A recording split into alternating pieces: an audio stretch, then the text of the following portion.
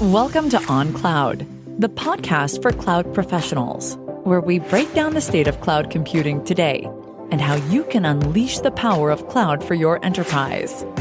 Now, here's your host, David Linthicum.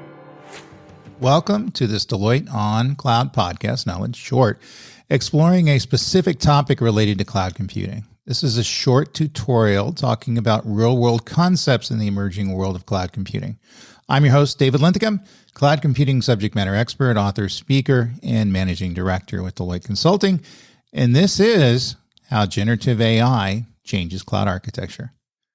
So this is a common question I've been getting for the last 6 months as everybody's cycling over to building cloud-based systems that are leveraging generative AI capabilities. And of course, the question would be, how does it change our architecture? What are some of the changes to the processes that we normally would do when building a cloud computing architecture? And really just generally, what's the difference? What changes? What kind of skills do we need? All these sorts of things are pertinent. So figured I'd do a quick tutorial and walk you through at least everything I know about it, and maybe you'll learn something as well. So first and foremost, you need to understand your use cases. I think the biggest mistake that people are making with generative AI systems is that they're over applying the technology. I understand it's very cool. It has great capabilities. It's fun to work with. By the way, they're not new. They've been around. I was working on them when I was 18 years old, and I'm not 18 years old anymore. However, the capabilities and the cost of running them is what has changed. And so the low-hanging fruit seems to be, how do we leverage this technology in a particular application? And in some instances, it's going to be applied with business applications. It really shouldn't be applied. At the end of the day, generative AI systems are going to require more processing and more storage, and therefore they're going to cost more. So there has to be a valid business reason for leveraging this technology. Kind of keep that first and foremost, because I suspect that many of the organizations out there that are going through transformation of existing applications to leveraging generative AI or even building net new applications that are leveraging generative AI are probably doing so without a business case and understanding what value is going to be returned back to the business. So you need to have a clearly defined purpose and goals of the generative AI system within your cloud architecture. In other words, everybody understands why we're leveraging it, and it's easy to explain the business value that it's able to generate. So I would write down and find consensus on the objectives, address the goals, and define success. So with the larger team and with your leadership, everybody understands why we're doing this and why we're leveraging this technology. And it's clearly defined in terms of the business value that's going to be returned back to the business. There's a huge amount of value that you can build with these systems, because if we're able to provide a better customer experiences through use of generative AI systems, if we're able to provide a better product or service through the use of generative AI systems, that goes directly to the value of the company as well as the bottom line of the revenue. So lots of benefits to be made, but you have to pick your battles. Next, keep in mind that data sources and quality of the data are going to be key. Identify your data sources required for training and inference engines by the generative AI models. In other words, what data is going to be needed to train these systems? They're only as good as the information that's training them. And if you're finding that the data has lots of erroneous information, it's not good quality, then you're not going to get good responses and good knowledge that comes out of these generative AI systems. These knowledge models aren't going to be built with the correct and proper data, and therefore they're not going to be able to add the value. So data is key for all of this. And so keep in mind that data accessibility and data availability is going to be key to making this architecture work, and it has to be first and foremost in your cloud computing architecture. Next, focus on data accessibility as a primary driver for cloud architecture. As we just mentioned, consider efficient data pipelines. How are we going to get at the information that we need, where it exists, and build the knowledge models on top of that data?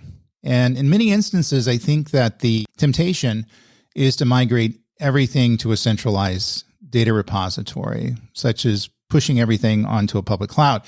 I think in some instances that's going to make sense, but in many instances, we're trying to leverage the data where it exists. So if we have transactional data, business data, sales data, for example, inventory data, things that we're trying to leverage to train our knowledge models, then just the ability to get access to the data is going to be good enough. We don't need to typically relocate it or create some sort of a data warehouse or auto migration system that occurs. That's going to be very expensive. Ingress and egress costs are pushing data into the cloud, and pulling data out of the cloud is going to be very expensive. In many instances, it should be avoided as much as you possibly can because it's going to make cloud computing much less of a value than it actually is. So that needs to be considered. Data is everything with this. So data sources and the quality of the data are going to be key to a successful generative AI system in the cloud. Next would be data security and privacy. You need to understand that you need to have robust data security measures, such as encryption, access control, multi-factor authentication, things like that. And it's even more important when leveraging generative AI systems. Not only do we have access to very sensitive information that may train these LLMs, large language models, but you're going to have to make sure you're limiting access to not only the training data, the data that's used to be consumed in the generative AI systems to train the systems, but also the outcome data. Keep in mind that generative AI systems can create very sensitive information, very anecdotal information. So in other words, you may have lots of raw data that unto itself probably is useless, doesn't really mean a lot to anybody that's going to look at the data. However, if it's run through a generative AI system, we can create summaries of it. We can find information in that data that may in turn be sensitive. So understand that you may have non-sensitive data that goes into these systems, but sensitive data that's generated, and it needs to be protected using the appropriate mechanisms. Make sure you comply with relevant data privacy regulations and architect security into the system. So basically, we have to build the system from the ground up to provide the security that it needs. And so this is not going to be another instance where we build a cloud computing architecture and then we try to bolt a security system on the back end before it's deployed. It's going to have to be engineered into every step of the development of the generative AI-based systems. And by the way, that's no matter if it's on a public cloud provider or not.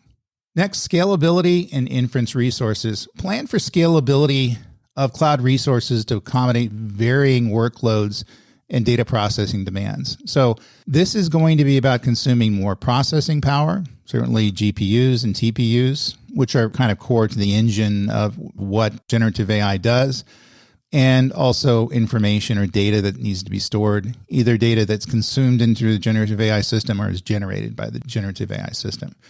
So you need to understand where your processing is looking to go. And you need to understand how to tune and adjust that processing so it's as efficient as it possibly can be based on the profile of the generative AI system you're going to be running in the cloud. So we can't just open up all resources to be consumed by this system because that's going to be way too expensive. So we have to figure out in a mathematical form, and you can do this, what the amount of GPU utilization is going to be, TPU utilization is going to be, storage utilization is going to be, what kind of processors you're going to run on, the amount of memory you're going to use. All these sorts of things should be built into the process of building your generative AI system that's going to run on the cloud.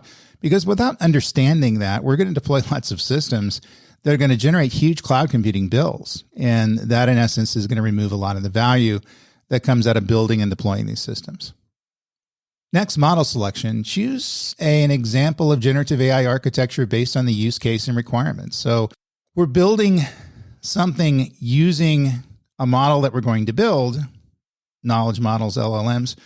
And in many instances, we're going to use existing LLMs that other people are providing. For example, if we're in a particular vertical market space, such as finance, we may leverage a large language model from a finance vertical to understand or have access to key information, key knowledge bases around that particular vertical. So, such as how we do risk analytics, how we do compliance, all those sorts of things. And those are going to be extremely helpful. So core to this, and this kind of gets down to the generative AI specific capabilities, is look at the use cases and look at the model selections that you need to leverage to get to the objectives that you've already set. In other words, the use cases really defines the usage of the system and where you're going to get to using this technology. And really, that's generative AI engineering that has to be done. So you need to implement a robust model deployment strategy, versioning, and containerization in many instances. So robust means that we're going to put something together that is able to optimize the use of resources, but it's not going to overuse resources. It's not going to over-provision resources. It's not going to use more resources than it actually needs, or we're not going to under-resource it. In other words, it's not going to starve from processing issues and storage issues because we're not providing the resource that it needs. It has to be just right. In many instances, it has to provide scalability that aligns to the particular needs and changing needs of the generative AI system running in the cloud. Next, monitoring and logging. We have to operate this system, so we have to set up operational capabilities as we build and engineer this system, very much like security. So we need to set up monitoring and logging systems to track the AI model performance and resource utilization. So it's one thing to set something up and hopefully engineer it correctly so it's as optimized as it possibly can be, but it's another thing to look at it as it runs to make sure that it's living up to the utilization and optimization expectations that we set for it, and we're able to adjust it as it moves. And so we have to monitor, we have to log these systems. This is when AI ops, artificial intelligent operations, which I did a knowledge short on a while ago. Check out that podcast if you want to get more on, understand more about AI ops. But the utilization needs to match directly the needs of the application as much as possible. So leveraging things like AI ops allows us to leverage the concept of observability, which means we understand not only what the operations is doing, but we're not looking at massive amounts of noise or data, raw data that's coming in off of these monitoring and management systems, but we have layers of capabilities able to tell us what the data means. So in other words, it will tell us that we're overutilizing a particular GPU cluster.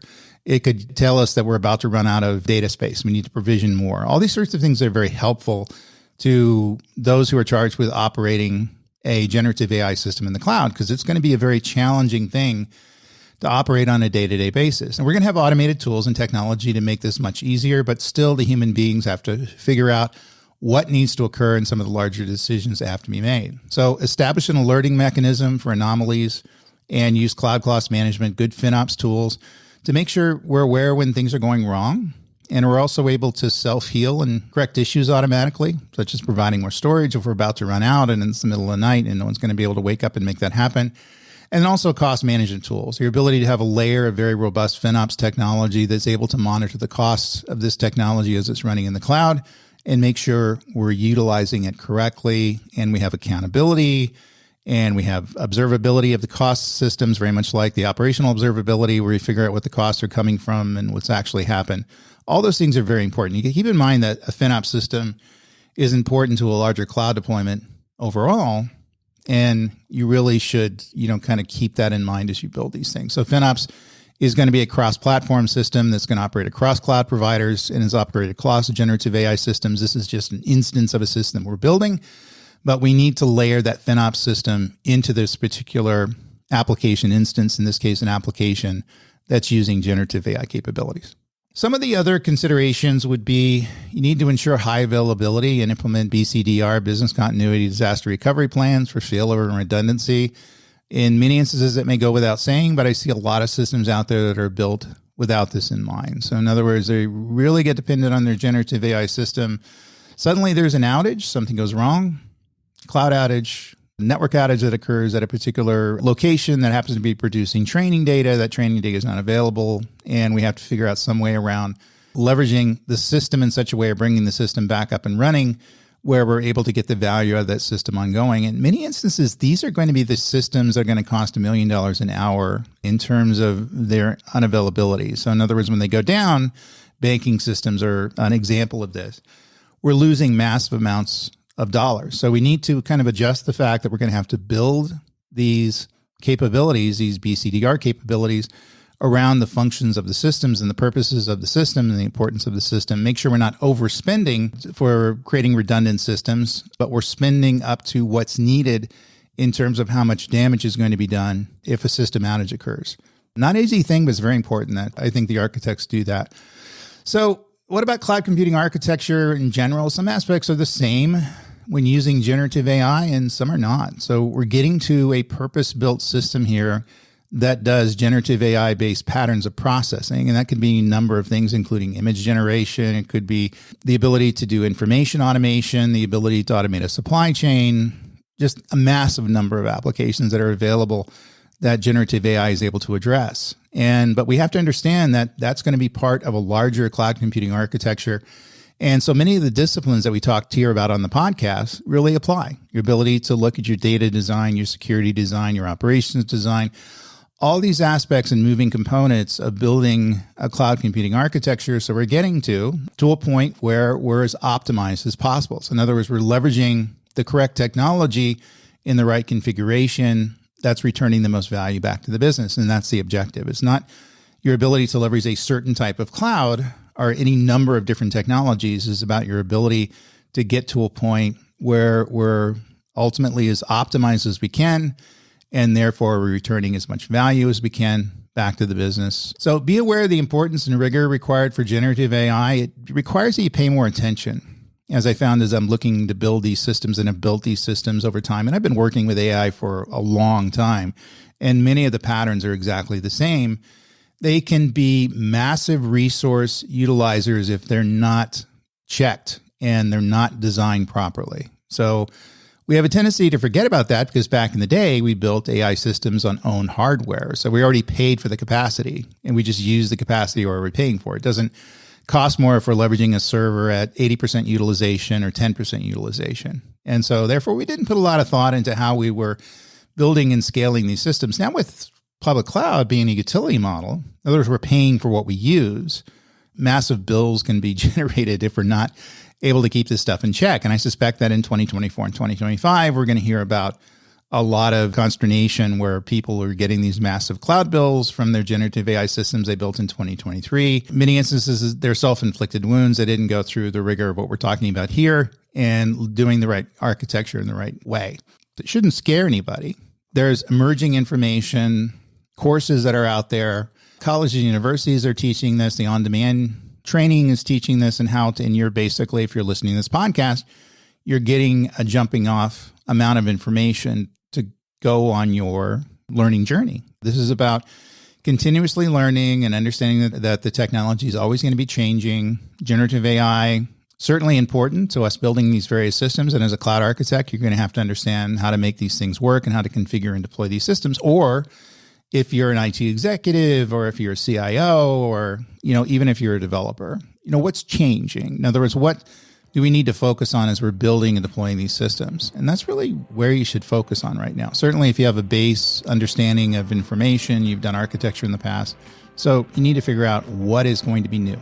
So if you enjoyed this podcast, make sure to like us, rate us, and subscribe. You can also check out our past episodes, including those hosted by my good friend, Mike Cavas. Find out more at DeloitteCloudPodcast.com, all one word. If you'd like to contact me directly, you can email me at dlinthicum, LINTHICUM, @Deloitte.com. So until next time, best of luck with your cloud journey. You guys stay safe. Cheers.